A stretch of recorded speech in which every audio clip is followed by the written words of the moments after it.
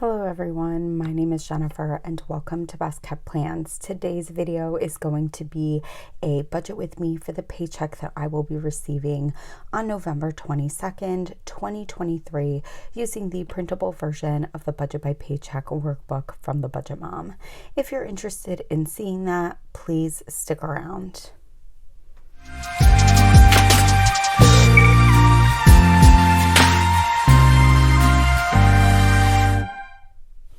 Here we are in my November monthly spread. I feel like I should be saying sorry to you all. I have really been slacking with regards to videos and especially budgeting videos. I went on vacation, I came back, I got a really annoying sinus infection that lingered for a super long time, and while I didn't feel terrible, I sounded pretty terrible, and it just, that in combination with some other health stuff, some GI related misery, like actual misery that I've been going through, I just didn't have the energy, the bandwidth, the mental capacity to be making videos. I just didn't. I pretty much didn't post on Instagram either. I just took a time out. And so this is the first budget with me for November. And it's actually taking place a day before it usually would. I normally get paid on Thursdays, but Thursday is Thanksgiving. And when that happens, I end up getting paid a day early.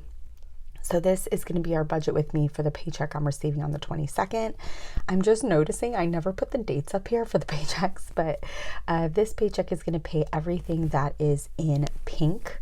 And it is going to be paying for some bills in December, which I'm pretty sure I haven't done my December monthly yet. Yeah, I haven't. But it will be paying for some bills in December. So we're going to cut forward to my paycheck budget tracker, and I'm going to zoom you all in. This paycheck definitely is going towards a lot of bills. So you're going to see that it's very front heavy and there's not as much happening on the savings side versus my last paycheck where bills were pretty light. So I was able to save a lot of money. It all ends up balancing out at the end of the month, but just as an FYI for you all. So I will be budgeting my income to be its usual $3,100. I did actually have an annual review recently. I did get a raise. I do not believe that is going to show up in this paycheck. I think my manager said that that raise will go into effect with my first paycheck in December, but I could be wrong. My plan is just to continue to budget $3,100 until I know what my new paycheck amount is going to look like, and then I can create a new budgeted income value from there. For bills, we have my optimum, which is $195. My car payment is $460. My church contribution of $20. My student loan payment, which is $390, and then my rent for December, which is $600. So a couple of larger bills due in that, and all of that added together was $1,665. And if I subtract that from the $3,100 I budgeted my income to be, we're left with $1,435. That's what I'm going to bring down to the envelope section, which is also the variable expense section. This is for things that you know you're going to have to spend money on, but you don't have set amounts. So I always keep my categories the same. I always keep my budgeted amounts the same, but for someone else with a different situation, these might change based on the paycheck. So for me, groceries, I always budget $200. Eating out, I budget $100. Gas, I budget $75. And then miscellaneous, I budget $175. All of that added together is $550. And if I subtract that from the $1,435 we were left with after bills, I have $885 that we're going to bring up to the sinking fund section. So I am currently saving for 2024 sinking funds, as well as several rolling sinking funds that don't have a set goal, monetary goal, but that I will just continue to contribute to every single pay period. I didn't do anything extra for a while there. I was putting extra towards my travel sinking fund. I have gone on vacation. I'm back from vacation. I'm back to contributing its usual amount, and I don't foresee that changing anytime soon with regards to any of these. I don't see myself kind of switching things up or varying things up. at the end of 2023, after my final paycheck in December, literally like within the last few days of the year, what I will do is I will go through my 2023 sinking funds envelopes. And if I have any cash left over in them, I will then transfer the cash into the 2024 envelope. I'm going to use Black Friday as an example. Let's say I have $200 that I didn't use in my 2023 Black Friday envelope. I will take that, put it in my 2024 Black Friday envelope, which will allow me to get to my goal for my 2024 Black Friday envelope more quickly. Again, that won't happen until the last couple of days of 2023, but that is something that's on the horizon. And I do have a feeling that for a couple of these envelopes, it may put me in a position where I'm super close to meeting goal, which is pretty exciting. So for this pay period, we're going to be doing $15 for Black Friday, $25 for Christmas, $20 for subscriptions, which is Amazon Prime, Disney Plus, and the Coffee Monsters Co. I'm going to do $20 for medical, $120 for car insurance and taxes, $15 for holidays, $20 for birthdays, $15 for gifts, $50 for giving, $25 for my RN and APRN licenses, which I have to renew every year.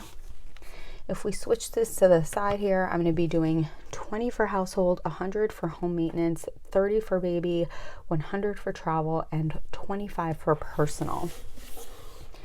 All of those added up together is $600, and if I subtract that from the $885 we were left with after bills and variable expenses, I have $285.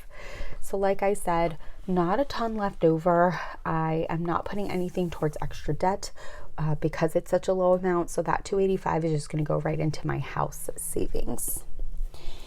And then if I flip the page over, we have my cash envelope breakdown. I'm going to zoom out just a little bit. And this is looking like its usual situation.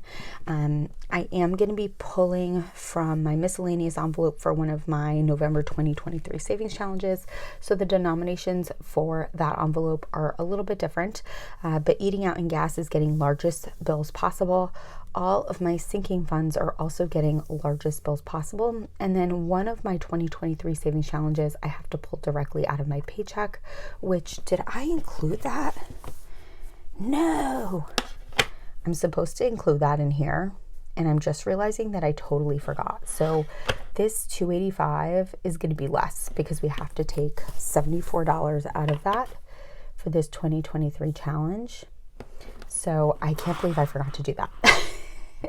I'm not surprised, but I'm bummed.